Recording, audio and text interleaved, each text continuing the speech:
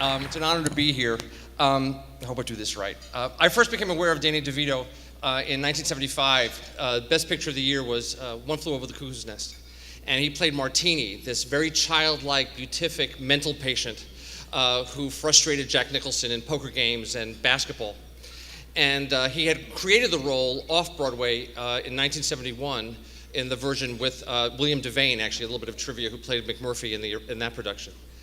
And for those of us of that period, we remember that Cuckoo's Nest had a tremendous impact because it was this amazing story about the rebellious fighting the repressive.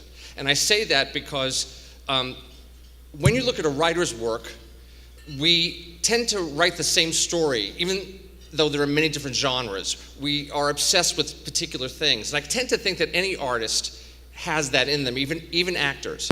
And so I was looking at Danny's work, and I found that. There's a unifying idea there. After Cuckoo's Nest, he became a working actor. He did his Starsky and Hutch's and his Policewoman and all of that. And it wasn't until 1978 that he went in for a part that would make an iconic impression on our culture as Louis De Palma in Taxi. Now, actors out there, you have a range, right? From Martini to Louis. That's a tremendous range right there. Because Louis represented everything that was reprehensible about humanity. Everything that we, as civilized, polite people, repress, Louis rebelliously fought against to express. And Danny not only expressed, but celebrated. Greed is better than generosity. Lust is better than love. Good revenge feels good. These are the equalities that Louis, before there was such a thing as political correctness, Louis fought against. And in getting the part, Danny knew that he could play this role better than anybody else.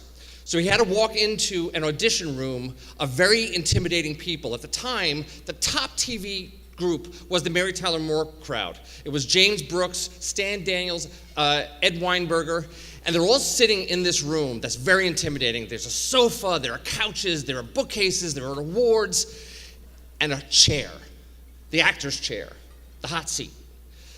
So Danny walks in, and he takes a breath, a moment of terror, and the first thing he says is, look, before we start, can I ask one thing? Which one of you guys wrote this piece of shit? He owned the room. He owned the room in that moment. He was Louis. They couldn't cast anybody else. Everything he said from and to the got a laugh in the room. He won the Emmy, he won a Golden Globe, and he got nominations every year after that. Then at the same time, you're told as an actor, well, you do television in those days. In those days, you do TV, you don't really have a film career. Danny went on to have a major film career. Terms of Endearment, Ruthless People, Romancing the Stone, Jewel of the Nile, Tin Men, one of my favorites. Then he went on to become a director and directing a director-actor in Throw Mama from the Train, War of the Roses, Matilda, Hoffa with Nicholson. Then he started helping the next generation come in, producing Pulp Fiction, Erin Brockovich, Out of Sight, Get Shorty, and a great movie that he did for his dear friend Annie Kaufman, Man on the Moon, which, if you haven't seen, is a great performance by Danny and Jim Carrey. Really good movie by Milos Forman directed. And then he came back to TV in It's Always Sunny in Philadelphia, which just is now becoming one of two of the longest running sitcoms in American history, alongside The Adventures of Ozzie and Harriet. I can't believe they call it Adventures, first of all. But think about it. Isn't that America, man? It's like Ozzie and Harriet and It's Sunny in Philadelphia. That's our country right there. And then, all along, his dream was to do theater, to come back to theater. And so he did his West End debut in Neil Simon's Sunshine Boys with the late, great Richard Griffiths. And on Broadway right now, he's doing Arthur Miller's The Price, which just won him an Outer Critics Circle Award and a Tony nomination. So, in that overview, I think that Danny, in a way, when he did Cuckoo's Nest, sort of wrote the destiny of what he does. He flies without a net, and he plays that rebellious spirit that pulls the rug out from underneath hypocrisy and bullshit. And the repression of all those qualities that make us human.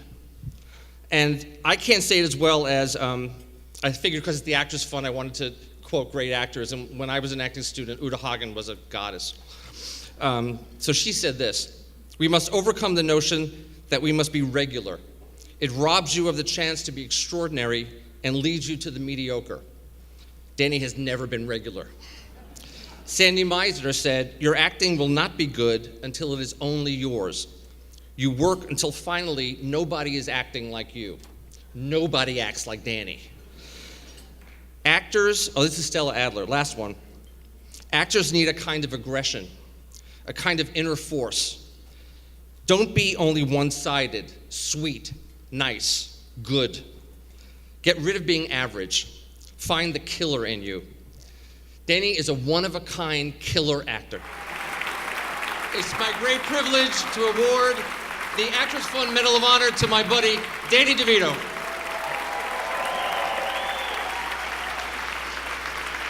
Oh my God.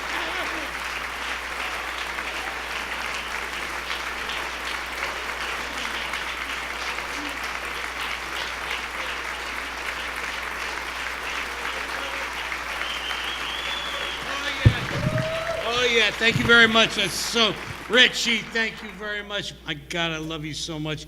Thank you, everybody. I promise one thing before we start, that you will not see my ass tonight. I know a lot of people are disappointed. I know you expect me to do it. God, I'm so blessed to be an actor. I think it's, no matter how you figure it, it's like, 55 years ago, I was 53, 55.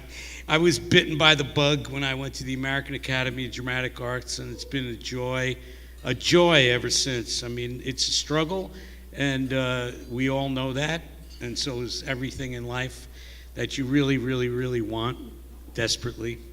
And I've been blessed, as you saw, all those great parts that are given to me. And I want to thank everybody at the Actors Fund, because, the whole thing about being up there is camaraderie and togetherness and support. And support is all about it. It's when you're up there on stage, whether you're even if you're in a one-man show, I mean, you've got the entire crew, and you've got the stage people, and you've got everybody supporting you, the lighting designers, the this and the that, and the other thing. And I'm blessed now to be on The Price, which is on Broadway at the Roundabout, with Jessica Hecht and Mark Ruffalo and Tony Shalhoub. And it's really great because you support each other. It's like going down the hill. It's like a person who's really good at skiing, like green runs, and all of a sudden you're thrown off the big cliff and you're going down the hill and you're with each other. And it's all about support. And support is big. And the Actors Fund is what we have. It's something that you rely on day in and day out. Everybody out there, as you all know, it's so important, especially today, for us to support each other and help. I remember in 1982 was the first time I was exposed to the wonderful things that the Actors Fund does. I was in actually one of in the Night of the 100 Stars. We were at Radio City Music Hall, and we walked up 6th Avenue, and it was really so cool and so astounding to be with everybody. And I just want to thank you very much for all the things you do. Keep doing it. We got to keep supporting it. We've got to really help folks. And from the bottom of my heart, I will treasure this great honor. I appreciate it. And now I will take my clothes off. Good night. Thank you.